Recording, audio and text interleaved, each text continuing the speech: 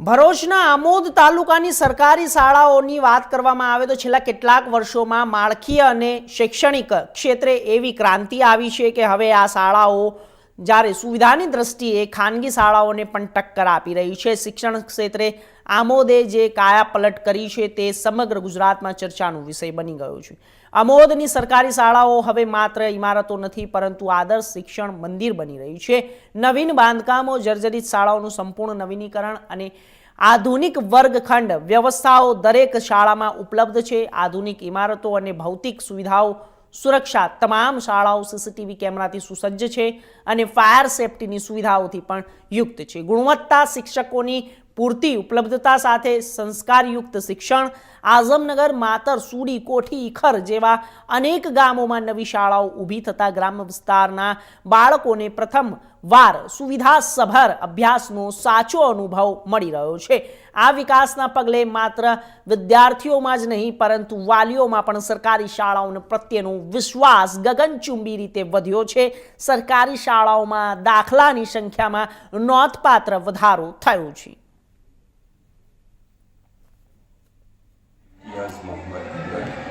સાહેબ, શું કહેશો? અત્યારે જે નવી સ્કૂલો બની રહી છે, દિવસે દિવસે સરકારી સ્કૂલની અંદર અત્યારે ધરખમ વધારો થઈ રહ્યો છે। જે સુવિધાઓ જે પ્રાઇવેટ સ્કૂલોમાં ના મળે તેવી સુવિધાઓ અત્યારે સરકારી સ્કૂલોમાં મળી રહી છે, તે બાબતને લઈને સાહેબ શું કહેશો તમે?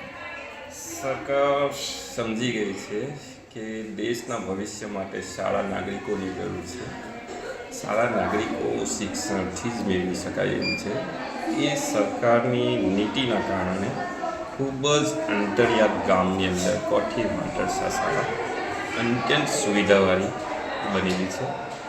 સુવિધાઓમાં તમે જુઓ તો 15 કોમ્પ્યુટર બાળકો માટે છે, ફિલ્ટર પાણીનો પ્લાન છે, 2 કુલર છે, આપણે વિકલાંગો માટે અલગ ટોયલેટ, બાથરૂમ બનાવેલું છે। પછી આપણે વધુ સુવિધામાં જોઈએ તો સીસીટીવી કેમેરાથી સજ્જ આ શાળા છે। બીજું કે આ કામ જે સરકારે ઉઠાવેલું એની સાથે ગામ લોકો પણ જોડાઈ ગયેલા છે। ગામ લોકોના સહકારના કારણે આ ગામનું નિર્માણ કરવાની અંદર ખૂબ જ સરળતા રહેલી છે। એ ઉપરાંત અહીંના સ્થાનિક નેતા આપણા ધારાસભ્ય ટી.કે. સ્વામીજી તથા એસએસએના આપણા જે એન્જિનિયર સાહેબ છે તે, પછી આપણા લાગતા વળગતા જે બી રાજનેતાઓ છે એ લોકોએ ખૂબ જ સહકાર આપવાથી પડકારોનો સામનો કરી શક્યા છે। આ શાળા બનતા આપણો ગેરહાજરીનો રેશિયો ખૂબ જ ઓછો થઈ ગયો છે। આ જે શાળા બની એ અત્યંત આધુનિક હોવાથી જેવી રીતે શાળા બની એ રીતે બાળકોમાં પણ સ્વચ્છતાનો ચેન્જ એક આવેલો છે કે ખૂબ જ જેવી શાળા છે એ પ્રમાણે એ આવતા થયા છે અને સ્થળાંતર પણ ખૂબ ઓછું થઈ ગયું આ સરકારની એક નીતિના કારણે।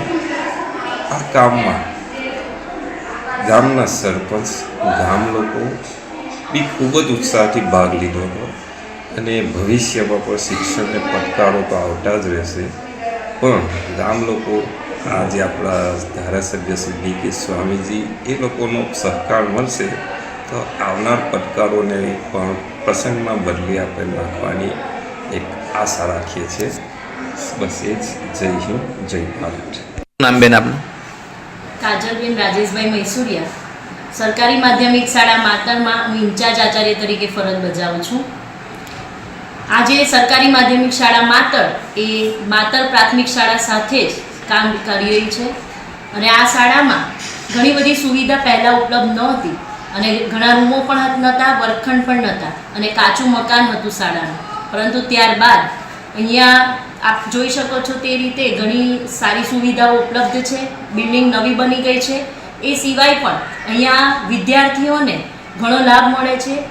વિદ્યાર્થીઓ પ્રાથમિકમાં જોવા જાઓ તો 318 જેટલા બાળકો અહીંયા અભ્યાસ કરે છે ને સાથે માધ્યમિક 9-10 ધોરણના 93 છોકરાઓ અહીંયા અભ્યાસ કરી રહ્યા છે। આ વિદ્યાર્થીઓને સરકારશ્રી આપેલી સુવિધાઓ તમે જુઓ તો અહીંયા 2 આઈસીટી લેબ છે કે જેની અંદર અહીંયા 30થી 35 જેટલા કોમ્પ્યુટર ઉપલબ્ધ છે। સાથે સાથે તમે દરેકે દરેક વર્ગખંડમાં જુઓ તો સ્માર્ટ ક્લાસ છે, એટલે કે સરકારશ્રી તરફથી જ્ઞાનપુંજ પ્રોજેક્ટ હેઠળ મળેલા ટીવી પણ છે અને આ ટીવીમાં સાથે સાથે BSNL તરફથી મળેલું ફ્રી ઇન્ટરનેટ સુવિધા પણ છે. તો આ દરેક ક્લાસમાં છોકરાઓ યુટ્યુબ પર અને ઇન્ટરનેટની ઉપયોગથી ઘણો બધો અભ્યાસ કરે છે અને દરેક શિક્ષકશ્રીઓ પણ અહીંયા સ્માર્ટ ક્લાસનો ઉપયોગ કરીને જ અભ્યાસ કરાવે છે. તો છોકરાઓને અહીંયા જે પ્રમાણે નવી ટેકનોલોજી પ્રમાણે અભ્યાસક્રમ પૂરો પાડવો જોઈએ એ પડી રહ્યો છે.